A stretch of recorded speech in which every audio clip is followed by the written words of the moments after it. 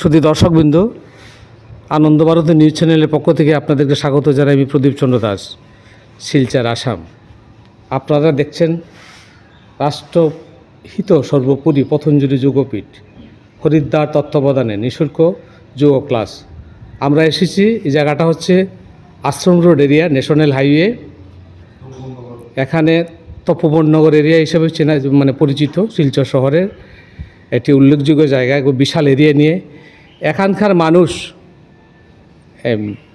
যেটাকে কীর্তনের মাঠ বলা হয়, এই কীর্তনের মাঠে প্রতিদিন সকালবেলা এসে যোগ সাধনা করেন।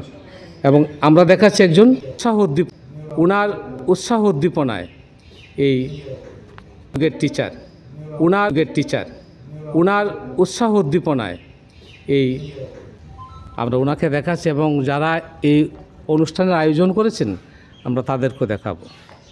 আসুন আমরা ওনার সাথে একটু কথা বলি। নমস্কার। হ্যাঁ, আপনি কতদিন ধরে এখানে যোগ করছেন? আপনার নিজের ব্যাপারে একটু বলুন। হ্যাঁ, আমি সজল কুমার দেব। আমি পতঞ্জলি যোগ সমিতি পশ্চিম আসামের সহ রাজ্য প্রভারী হিসেবে দায়িত্ব পালন করছি এবং কাছাড় জেলার পতঞ্জলির প্রেসিডেন্ট হিসেবে দায়িত্ব পালন করছি। তো আমরা বিভিন্ন জায়গায় 2007 সাল থেকে যোগ চর্চা চলে আসছে কাছাড় জেলাতে। তো এই যোগ চর্চার অধীনে আমাদের এই যে পতঞ্জলি রামগড় তপোবননগর যোগ শিবিরে মুখ্য পরিচালক এখানে সুরঞ্জন দাস মহাশয় আমাদের সাথে আছেন। উনি এখানে পরিচালনা করেন, আমি মাঝে মাঝে আসি। আজকে আমার আসার উদ্দেশ্য হচ্ছে যে আরএসএস রাষ্ট্রীয় স্বয়ংসেবক সংঘের মধ্য কাছাড় জেলা আমাদের উদ্যোগে পর্যাবরণ এর উদ্যোগে যে আগামী যে কুম্ভ 13 তারিখ থেকে 13 জানুয়ারি থেকে কুম্ভ মেলা শুরু হবে, মহাকুম্ভর আয়োজন করা হয়েছে। ওখানে পরিবেশ দূষণ রোধ করতে একটা উদ্যোগ নেওয়া হয়েছে। জিজ্ঞাসা করছি, এরকম শিবির আপনাদের কয়টা আছে শিলচর শহরে বা কাছাড় ডিস্ট্রিক্টে? কাছাড় ডিস্ট্রিক্টে আজকের দিনে এরকম 27টা শিবির চলছে। আগে আরও লকডাউনের আগে অনেক বেশি ছিল, এখন লকডাউনের পরে আবার শুরু হয়েছে। এই পরিবেশ দূষণ দূষিত পরিবেশ থেকে আমরা মুক্ত পাওয়ার জন্য ওই স্টিলের প্লেটগুলো দিচ্ছেন আপনারা? হ্যাঁ, আমরা দিচ্ছি, যাতে ওরা যে এমনিতে থালা যাদের ইউজ করে না, ইউজ অ্যান্ড থ্রো যেগুলো আছে, এগুলো তো প্রত্যেকবার যখন কুম্ভ হয় অনেক বর্জনা তৈরি হয়। তো এই বর্জ্যগুলো রোধ করতে প্রধানমন্ত্রীকে ধন্যবাদ আপনাকে। আমাদের এই উদ্যোগের অভিযানের উনি সেক্রেটারি। তো উনি, আপনারা বুঝতে পারছেন, এই মহতী যজ্ঞে, বিরাট মহতী যজ্ঞে, কুম্ভ মেলা সম্বন্ধে শুধু ভারতবর্ষ নয়, বিশ্বের সবাই জানে। এই মহতী যজ্ঞে এই ক্ষুদ্র প্রচেষ্টা তপোবননগর কীর্তন মাঠের নিঃশুল্ক যোগ শিবিরের এখানে প্রতিদিন সকালবেলা আসেন ওই শিক্ষক এসে সবাইকে ক্লাস করান। আমরা এই শিবিরের আজকে সবাই উপস্থিত না, তবু শিবিরের কিছু যারা যোগ করেন, সুস্থ দেহ সুস্থ মন, সাউন্ড হেলথ সাউন্ড মাইন্ড। সুস্থ দেহ ছাড়া সুস্থ মন হতে পারে না, আর সুস্থ মন না হলে সুস্থ সমাজ, সুস্থ দেশ, সুস্থ জাতি গঠিত হতে পারে না। আসুন আমরা সবাই মিলে দেশকে আরও উন্নতির শিখরে নিয়ে যাই। সুস্থ সমাজ বিশ্বের বুকে এক চিরস্মরণীয় করে রাখি আমাদের এই ভারতবর্ষকে। আমরা জানি জগৎ সভায় ভারতবর্ষ একদিন শ্রেষ্ঠ আসন নেবে। এই বিশ্বাস প্রতিটি ভারতবাসীর বিশ্বাস, প্রতিটি ভারতের নরনারীর বিশ্বাস। আসুন এই মহতী যজ্ঞের যিনি উদ্যোগ নিয়েছেন বা উনি অনেক পরিশ্রম করে এই যে একটা প্রচেষ্টা, প্রতিটা শিবির থেকে কিছু থালা সংগ্রহ করে এই পরিবেশ দূষণ মুক্ত অভিযানে অংশগ্রহণ করেছেন, ওনার সাথে একটু কথা বলছি। বলুন আপনার ব্যাপারে একটু বলুন। আজকে এক থালা এক থলি, এটা অভিযানের নাম। এটা সমগ্র ভারতবর্ষেই पर्यावरण गतिविधि राष्ट्रीय स्वयंसेवक संघेर एक आयाम। এই पर्यावरण गतिविधिर उद्योगे देशेर प्रतिटा कोनाय प्रतिटा क्षेत्रेई এই अभियान चलছে। সেই अभियानेर अंश हिसाबे आमादेर दक्षिण आसाम प्रान्तेও এটা आरम्भ হয়েছে। আমরা শিলচরেও প্রতিটা ঘরে যাওয়ার চেষ্টা করছি। সেই হিসাবে পতঞ্জলি যোগ শিবিরের বেশ কিছু যোগ কেন্দ্র আমাদের সাহায্যের হাত বাড়িয়ে দিয়েছে।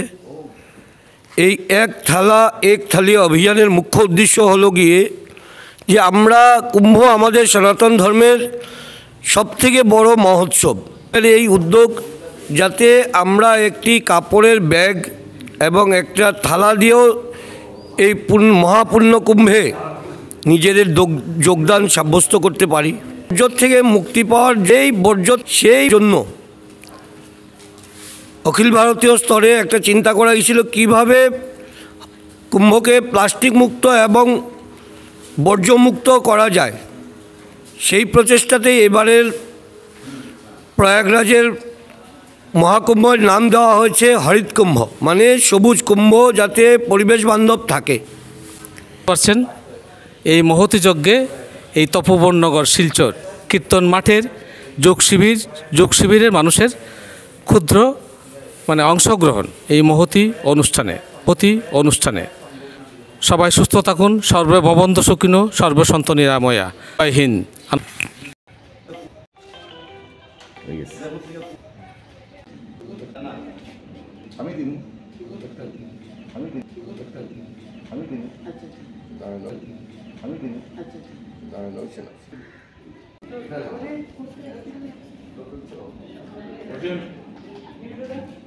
আজকে আরম্ভ হয়ে আমাদের উদ্যোক্তা নিয়েছেন সুরঞ্জন ভাই, সোহেলবাবু, রত্নদী দাস, অন্যান্য যারা আছেন ওরাকে আমি ধন্যবাদ জানাই।